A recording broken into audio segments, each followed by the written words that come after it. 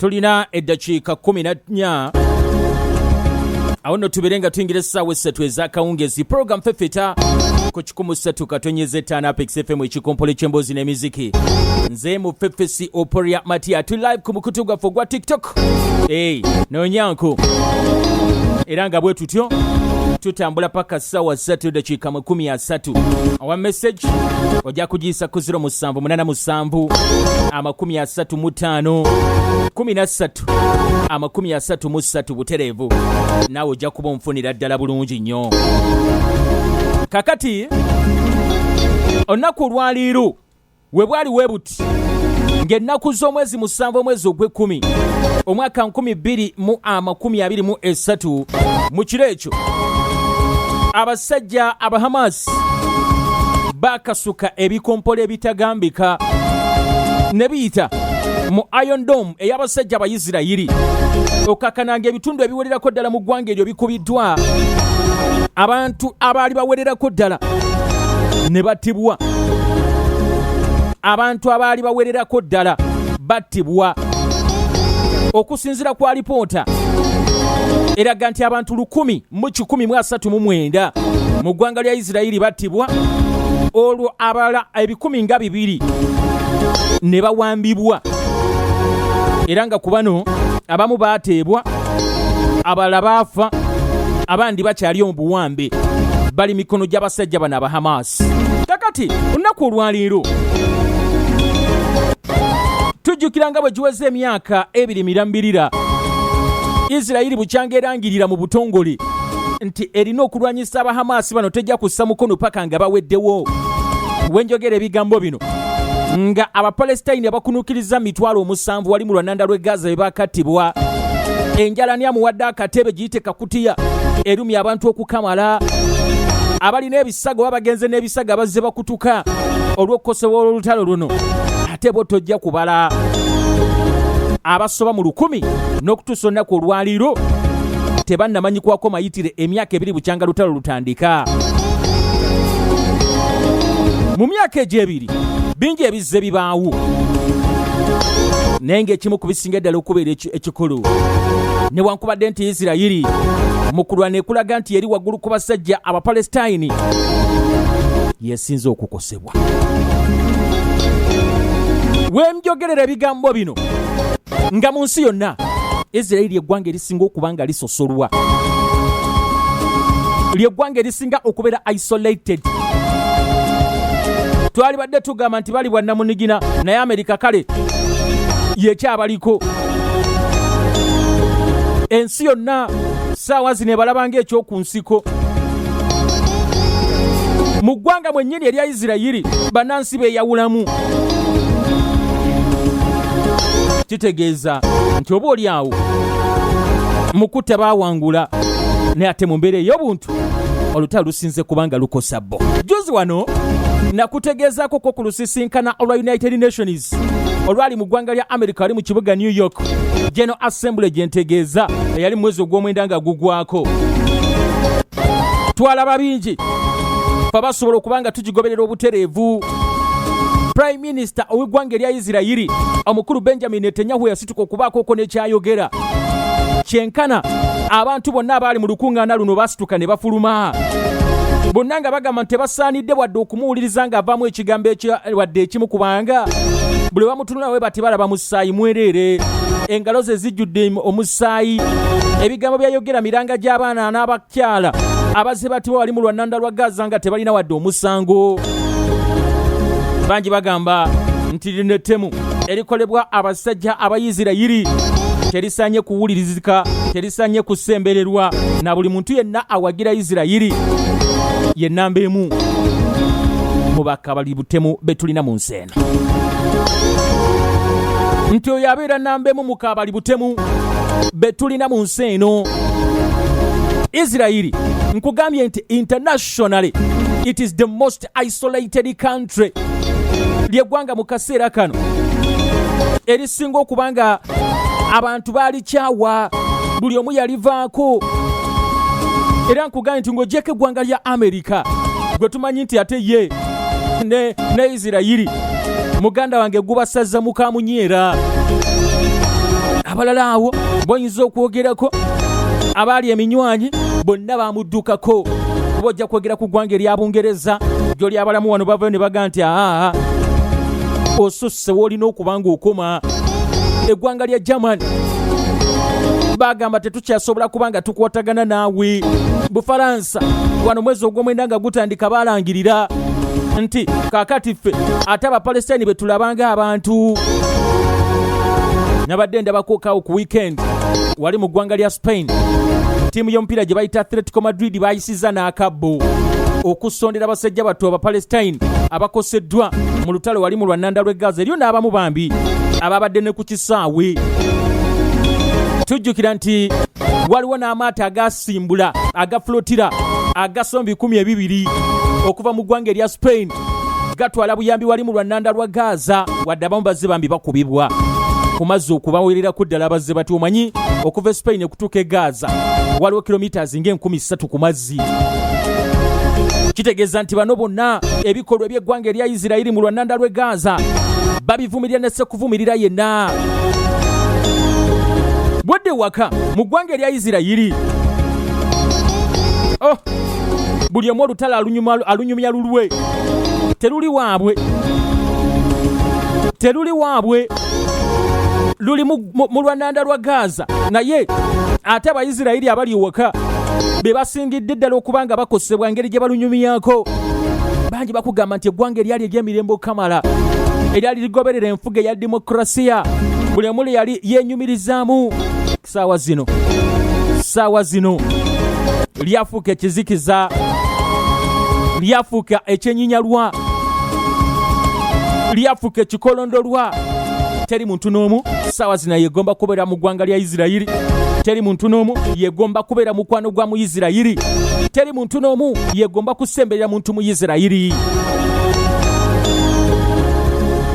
Dakiika 7 ze tulina okubanga tuyingira essaawa 3 ez'akawungezi. Program Fefeta ku 13.5 Apex FM ekikompolo ky'emboozi n'emiziki. Nze mu Fefe Sopolia Matie wa message ojja kugiyisa ku 0787 35 13 namba yaffe eri official kwe tusindika obubaka. Ate nga tuli live ku mukutu ogwa TikTok, noonya bunoonya Opolia live osobole okubanga oneegattako. Byonna byenjogerako wano bijja kubanga bikutuukako butereevu. Tuleetere business tubeere nga tugikukubira ate munango omuntu mu fesi. Jangu tusangane mu kibuga eky'Ejjinja Haji Tamaka Place plot number 2 wetusangibwa. Ate eyiganga ojja kutusanga ku Nyende Plaza ku Main Street opposite ne studio y'amafuta erya Total. Ojja kutuna boti kalino ojja girengera waggulu eyo, ojja kulaba ekipande okuli 13.5 Opex FM. Tuleetere business tusobole okubanga tugikulangira muganda wange. Tukebereko ne ku mikutu gyaffe gya social media gyonna gwe noonya bunoonya 13.5 Apex FM. Era wonna ojja kuba otufunira ddala bulungi ku 13.5 Apex FM. Ejo nno ate munange gye mikutu gyaffe, buli mukutu gw'omanyi gwa social media ojja kutusangayo gye tuli. Kakati embeera ng'etambula, nkugamba nti obusajja kumpi kati buli omu yabukyawa. Isirayiri bagikyawe wakane mu kibira. Mbadde neetegereza eyali ambassador ow'eggwanga ly'abanafu aba Isirayiri wali mu New York, Aaron Pincus, ng'agamba nti Israeli society is in excruciating pain over what it feels is its condemnation at the hands of world opinion. Nti Abayisirayiri bano bayita mu bulumi obutagambika kwekyo kye bawulira ekiva wabweru, ebigambo ebiboogerwako nga bakabali butemu kati mu kaseera kano abasingayo. Mbadde neetegereza ssebo nga mu myaka 2 egiyise abantu abafudde mu nsi yonna ebitundu 14 ku buli 100 battiddwa Abayisirayiri. Ku bantu abafudde mu nsi yonna mu myaka 2 egiyise ebitundu 14 ku buli 100 battiddwa Abayisirayiri wali mu lwannanda lw'e Gaza, mu bitundu eby'e West Bank, mu Iran, mu ggwanga erya Lebanon ne Qatar. ebitundu 14 ku buli 100. Kikulaga obutemu mu kaseera kano bwogerwa ku ggwanga lino. Kakati kino ate kikosezza abantu ba bulijjo kamala. Zeze ensonga Alon Pinkas zayogerako nti basajja batu ne bakazi batu basaalumanya ate bayita mu bulumi obutagambika, bayita mu kunyigirizibwa okutegambika. Naye nga kwonna kwaleetebwawo omusajja Benjamin Netanyahu ne gavumenti ye nga balumba olwannanda lw'e Gaza ng'ennaku z'omwezi 7 omwezi ogw'e10 omwaka 2023 gyegyo nno ate gyenjogerako kati emyaka 2 egyekute. Era bw'ova ku oyo n'okebera ku mukulu gwe bayita Yos Makelberg, oyo senior consulting fellow wali ku Chatham House, yagambye nti Israel and its politics is still in October 7th. Kati yavudde ku bantu ba bulijjo nadda ku bakulembeze. Ebirowoozo byabwe n'ebigambo byonna bye boogera ku kintu kimu, obulumbaganye bw'abatuusibwako ng'ennaku z'omwezi 7 omwezi ogw'e10 emyaka 2 egiyise. Nagambye nti obulumbaganyi buno bwakolebwa abasajja aba Hamas bwatta Abayisirayiri 1,139 ne bawamba n'abalala 200 birambirira. Ekyewuunyisa nti bino newankubadde byaliwo emyaka 2 egiyise n'okutuusa olunaku olwaleero, eggulire lyonna kye lifulumya wali mu ggwanga erya Isirayiri nga kikwata ku lwannanda lw'e Gaza, guno gwe guba omutwe. Buli kye boogerako kasa kiba nga kikwatagana ku lwannanda lwa Gaza, omutwe gubeera gwogera ku ttemu eryakolebwa abasajja bano ng'ennaku z'omwezi 7 omwezi ogw'e10 wali mu ggwanga erya Isirayiri.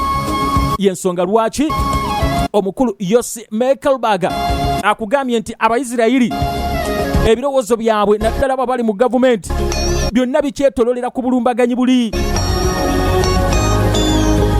Tebannava mu mbeera eya 7 gw'e10 era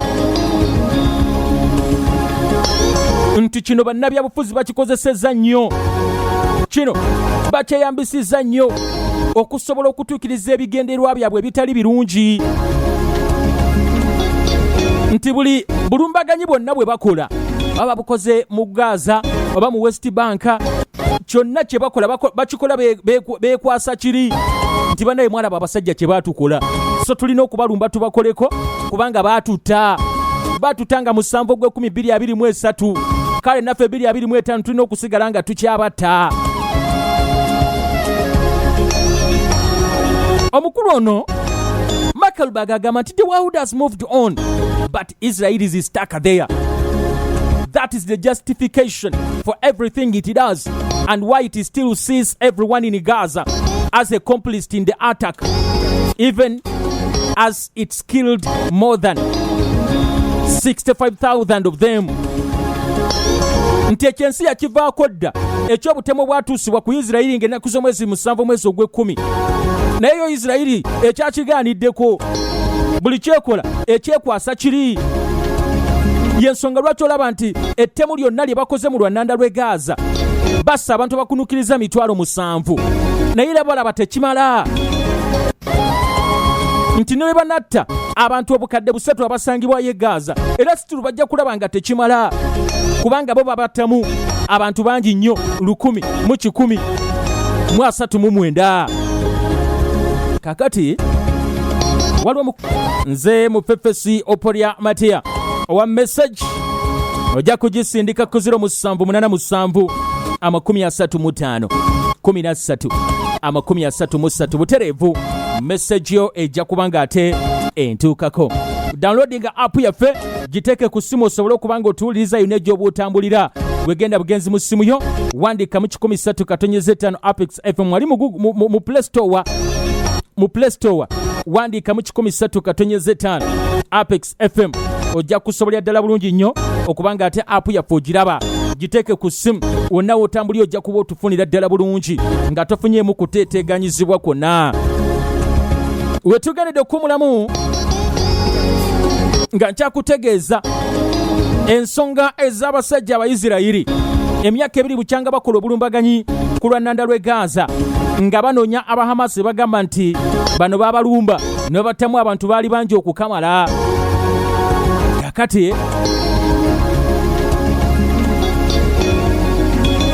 omukulu gwe bayita Ori Goldberg agamba nti mu kaseera kano ebimu ku bizibu Isirayiri byerina bafuuse bakoowu ate ne babeera abatemu mu kaseera ke kamu, nti era bannansi beeyawuddemu bakoze camps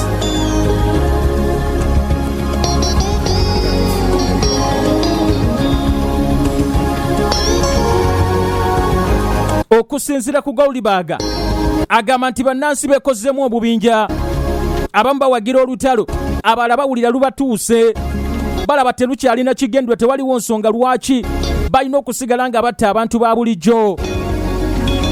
Kyokka ne wabaawo n'abo abali wakati abagamba nti ffe ebyo tebitukwatako.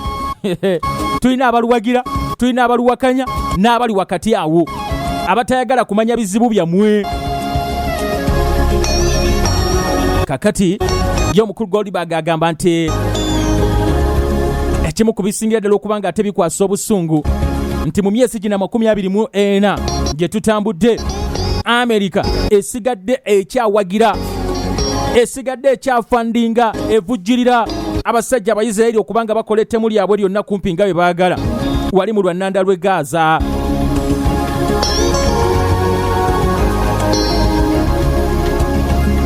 Enjala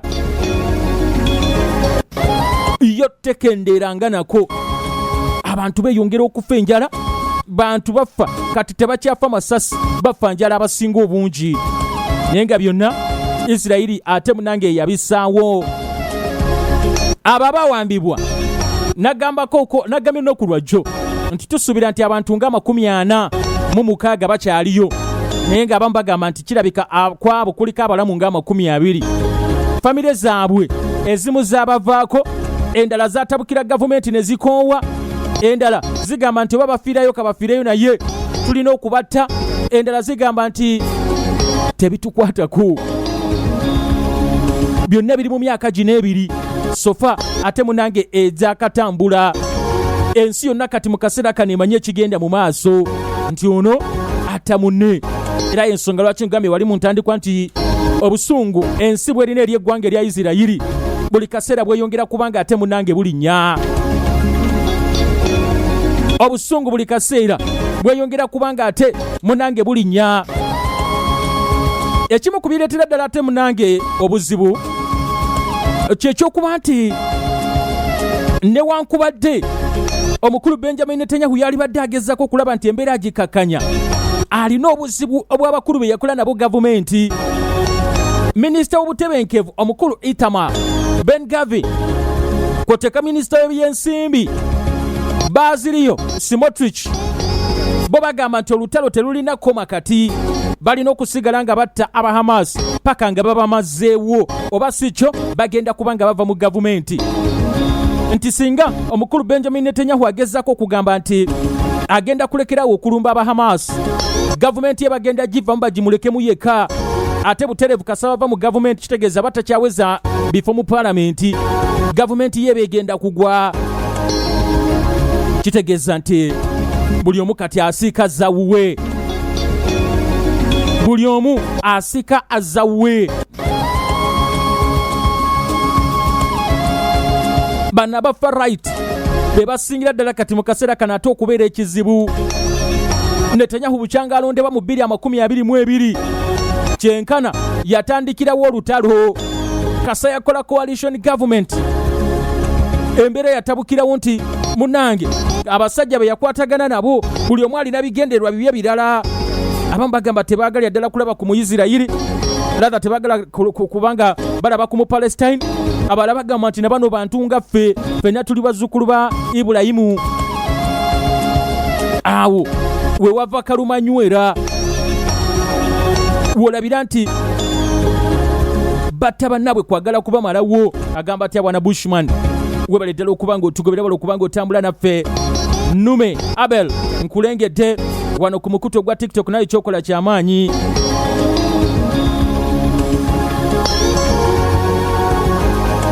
Mukulu tumukunde Edwin nkulengedde. Bwana Ouma Collins agamba nti okulwana Ssekibina yate okutta abantu ba bulijjo abatalina musango kyekisingira ddala okubeera ekyobutwa. Webale nnyo okubanga otambula naffe muganda wange. Nagambye nti owa message ojja gisindika ku 0787 35 13 33 butereevu obaka obujja kubanga buntuukirako ddala bulungi.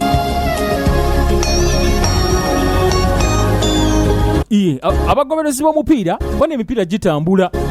Mbadde ndabako okwano so mawanga ga wansi mu makirabu ga wansi eyo ku Bulaaya wonna makirabu gakyesamba ate nga n'egy'amawanga gituuse. Bakulu abakagirawo bagamba nti wano olina okubanga ate owangulira ne kasente akawererako ddala kubanga okusiba kwangu kuba emipiira giba mitono myangu gyakubala. Kati genda ku website yaabwe eya www.kagwirawo.uk osobole okubanga obeegattako. Tewerabira mu kwewandiisa kozesa promo code eya 1111.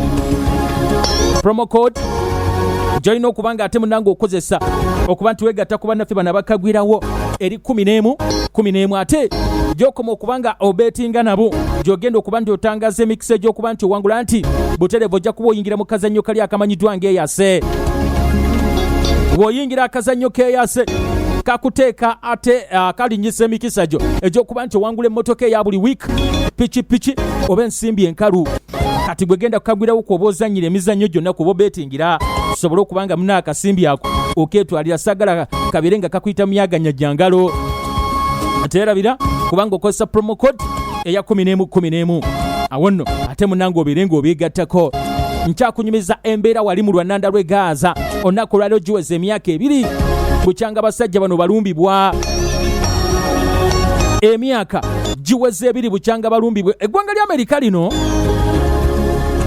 bangi bagamba nti oba oli awo olutalo luno lwali terusobola dde okuyingira emyezi 3 naye Amerika ekoze kyamaanyi. Amerika ekoze kyamaanyi okulaba nti eggwanga erya Isirayiri lirumbye kumpi buli aliriraanye awo ate ne limaliriza nga livuddeyo nga bakabambo.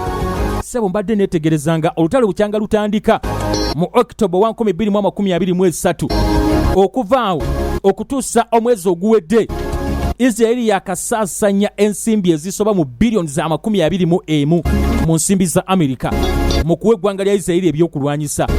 Amerika yakasaasanya ensimbi ezisoba mu billions za 21 si za Uganda naye za Amerika nga zino zonna zisaasanyizibwa ziteekebwa mu byakulwanyisa ebiwo bw'eggwanga lya Isirayiri okubanga erwana kumpi na buli amusala mu maaso. Waliwo ekitongole bakiyita Cost of War Project kiva wali ku University manyiddwa nga Brown University.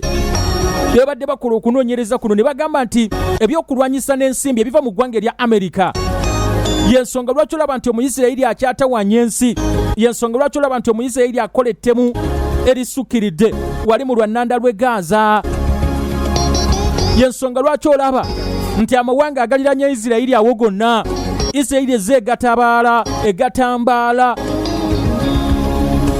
nga byonna bituukawo olw'ensonga nti balina backing ey'omusajja Omumerika. Akasimbi bakafuna okuva mu Amerika okuba nti bakola ettemu lyabwe.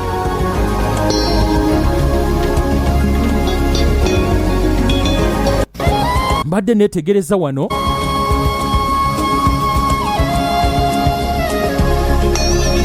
nga ssebo eggwanga lya Yemen, eggwanga lya Iran, eggwanga lya bannaffe aba Palestine, eggwanga lya Lebanon, gonna ago amawanga abasajja Abayisirayiri bagalumbyeko mu myaka gino 2 egiyise. Abantu abasoba mu 1000 be battibwa nga Isirayiri erumbye Iran mu mwezi ogw'omukaaga awo. Tuzze tulaba ebikompole bize bikasukibwa mu ggwanga lya Yemeni. Twalaba obulumbaganyo obwakolebwa mu maserengeta eri ag'eggwanga erya Lebanonu n'ettemu mu kaseera kano erikolebwa mu lwannanda lw'e Gaza. Byonna bangi bagamba nti bijjawo lwa buwagizi Amerika bwewa abasajja bano Abayisirayiri. 15 ezakava ku 3 abasajja ba Super Odds International bakutegeeza gwayagala okuba nti ofuna ku mipiira egy'okusibako nti kwatagana nabo. Just kyewetaaga kyakubanga ku airtime wo olinako ennusu 2 byokka weebiti mu nsimbi ze Uganda. Awo nno onyige star 210 star 20 star 11 nyiga ash onyige okay sobola okubanga ogenda kumenwa wojjo kubanga osanga emipiira gisibeeko lindira bulindirizi kubanga ate muganda wange owangula kasimbi kaleyo kakulindiridde kakuyola buyozi kasoba ng'okwataganye ne bannaffe bano aba Super Odds International star 210 star 20 star 11 nyiga ash onyige okay buterevu osobola okubanga ate munange obeegattako star 210 star 20 star 11 nyiga ash onyige okay ojja kubanga weegatta ku bannaffe abo ate munange aba Super Odds International abajja okubanga bakuwa emipiira gy'ogenda okubanga osibako. Dr. Kyanvuma ayongera okujjukiza nti ku ddwaliro Tavanga waawe ebuwenge ku luguudo lwa kanisa ya St. Luke okulira na CPS gweweekamuli ojja kumusanga ku stage y'ebudumbula ndwadde ez'enjawulo zonna ezikusumbuwa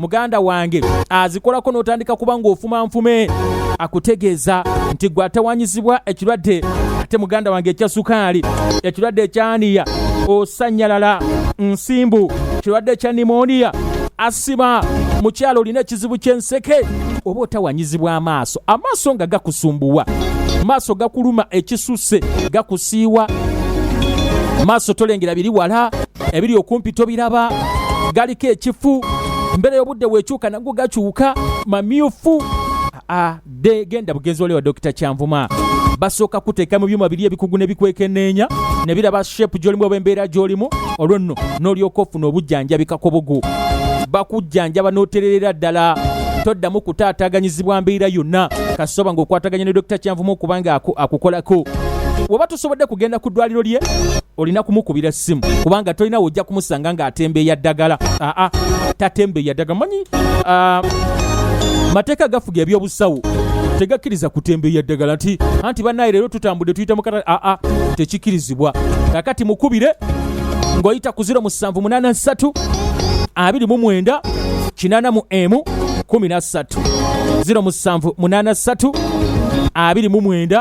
29 8 13 oba 0753 29 8 13 0753 29 8 13 obere ng'okwatagana ne Dr. Kyanvuma ajja kuba akujjanjaba ojja kuba otereera buli kimu ate munange ojja kuba okikwasaganyiriza ddala bulungi kasoba ng'omwekuta okubanga akutaasa lwadde ate munange ezikusumbwa nagambye nti olunaku olwokuna olwa wiiki eno gwe muganda wange ayagala okubanga ate wetwalira owegendera ebweru kuba nti ofuna ku mirimu egy'okukola eyo basajja ba Blossom Travel Agents ku lunaku olwokuna olwa wiiki eno kwekwosanca bajja kubeera no ku Apex FM jangu osobole okubanga owandiisibwa oba olina passport oba tolina jangu bajja kubanga bakuwandiisa oba tolina passport bajja kuyamba okukubanga ateekolwako mu bwangu n'embiro gifuna osobole okubanga otwalibwa wabweru gende weefunire ku mirimu naye ekonomi etabuseemu basajja abeesigwa bategerekeka bakkirizibwa okubanga batambuza abantu okubatwala mu mawanga amatuufu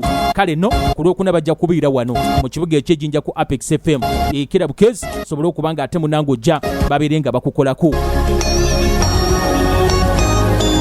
nkyakunyumiza abasajja bano Abayisirayiri n'abasajja Abamerika obuzibu engeri gye buzzenga bujjamu nkugambye nti obulumbaganyi obweyongera mu West Bank obulumbaganyi obweyongera e Yerusaalemu abantu abasoba mu 10,000 abattibwa e Lebanon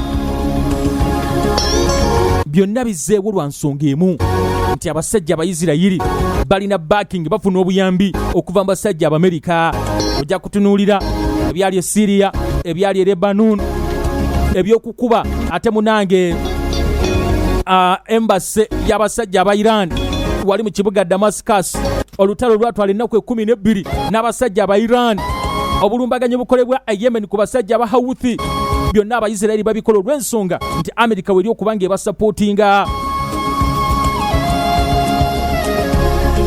nti bano we bali okubanga babasapootinga era okusinziira ku ba researcher bagamba nti bino byonna Israeli yali tesobola kubanga ebituukako taba kuba musajja mu Amerika okusinziira ku kitongole ekya Queen's Institute for Responsible Statecraft kyafulumiza statement egamba nti given the scale of current and future spending it is clear that the Israel army could not have done the damage they have done in Gaza.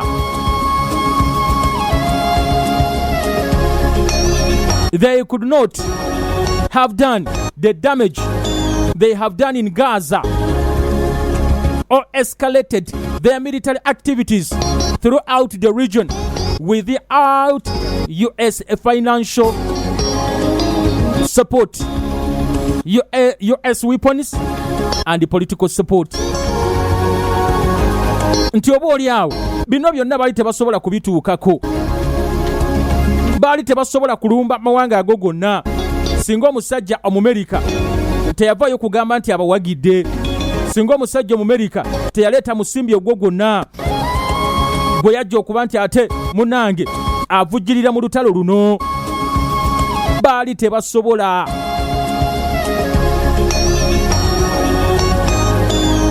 Abiri mu bbiri ezakava ku 3 tutambula paka 3 dakika 30. Nagambye nti wa message giteeke ku 0787 35 13 33 enamba yaffe eri official kuba osindika ate munange obakabo bojja kubanga buntuukirako ddala bulungi eri 0787 35 13 33 butereevu. Message nga bw'ogisindika tuukirako ddala bulungi. Nkeberaako ku mikutu gya social media, yongera okunkebera ku social media era kasonengera bwoti nkusaba kintu kimu, mpaka follow oba ka subscribe. Awola bakagambo subscribe muganda wange nyigawo ojja kuba atoneegattako, ojja kuba ongoberera ddala bulungi byonna bye naabanga njogerako, ojja kuba osobolera ddala bulungi nnyo okubanga obifuna byonna gy'onaabanga osinziira.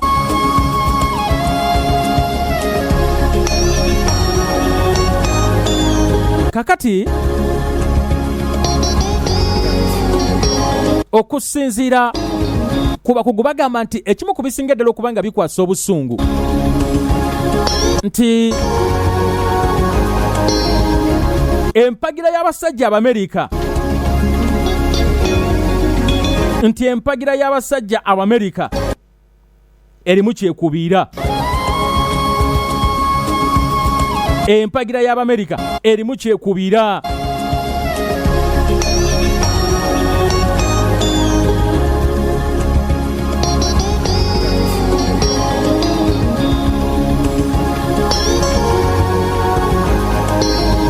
Mbadde wano ndabako omukyala Honorable Justice Aisha Naluze bwatyo asuubira okuba nti agenda kudda mu bigere bya Honorable Betty Olive Namisango Kamya nga Aigegi, Patricia Chan Okria ne Annette Nomugisha bagenda kusigalawo nga ba deputies. Mbadde sinza butaka kutegeeza kuku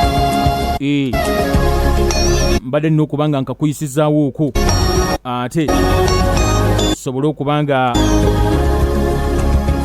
nako kategeera ku sayidi eyo. Kadde nako kagize kadde kalina engeri gye kaddukamu ate nga nina okubanga nkuwako okwo ku bubaka. Bambi abasindisa obaka nyongera okubeebaza, mwebale nnyo, mwebalire ddala okubanga ate ekikompola mutambula nakyo obudde bwonna. Abahamas bali eri mu ggwanga lya Egypt, enteeseganya zitambula lwakuba nti era still n'olunaku olwaleero era Isirayiri ekoze obulumbaganyi wali mu lwannanda lw'e Gaza. Eri bateesa kulaba nti olutalo luggwa naye Isirayiri ekyagenda mu maaso n'okubanga etemula. Donald Trump agamba nti olutalo lulina okubanga lukomekerezebwa. Olunaku olwaleero lwokka aba Palestine 104 be batiddwa wali mu lwannanda lw'e Gaza. 104 be batiddwa olwaleero lwokka.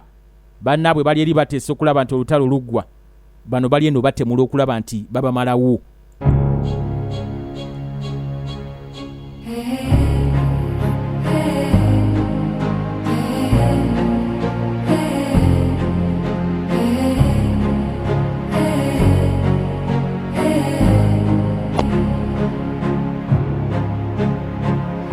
Kale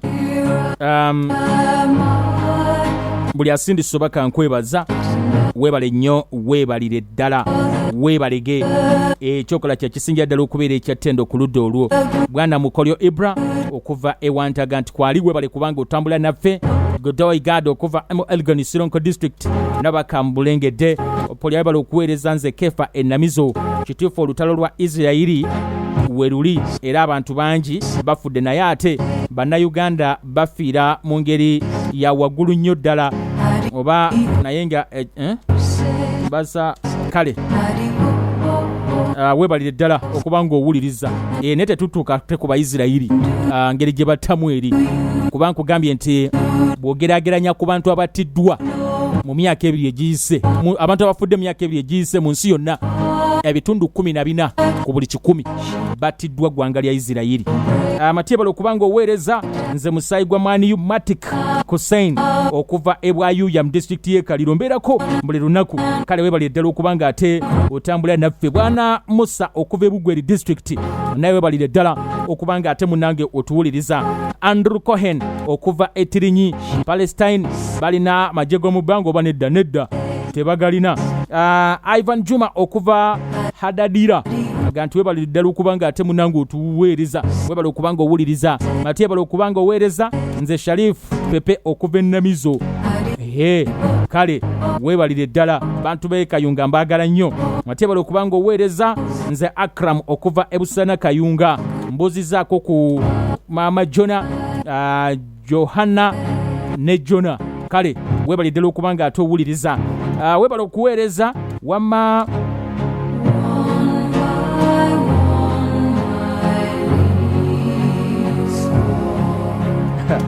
ensonga yenemye okutegeera naye nga weebala okuwuliriza tutaddeeko na linnya Kasata Eisikiro aga nti nsima emperezaayo weebali ddala okuba ng'owuliriza Mayuya ne Kemia okuva e Kapchorwa aga nti kwendi abuzaako ku Bash weebali ddala okuba ng'otambula naffe matyebala okuweereza nze Jafunji okuva e Paya Toro District kwebaza bwebaza walwa kale amatya nze Mulinde Shafik Felix ne abuza nti Felix ne munegwe yasiba bakomawa Shafik Nabitende Felix kigoyogerako sikufunye bulungi naye ngebala okutugoberera Matiya nze Grace Nawangu ku scheme Matiya bali ddala okubanga atoweeriza webali ddala okubanga owuliriza Alex okuva Nakivu nawe nkulengedde Matiya bali okubanga oweereza tukwagala nnyo nze David okuva Namayingo kale abuze ensonga zakoni emisango gikyatambula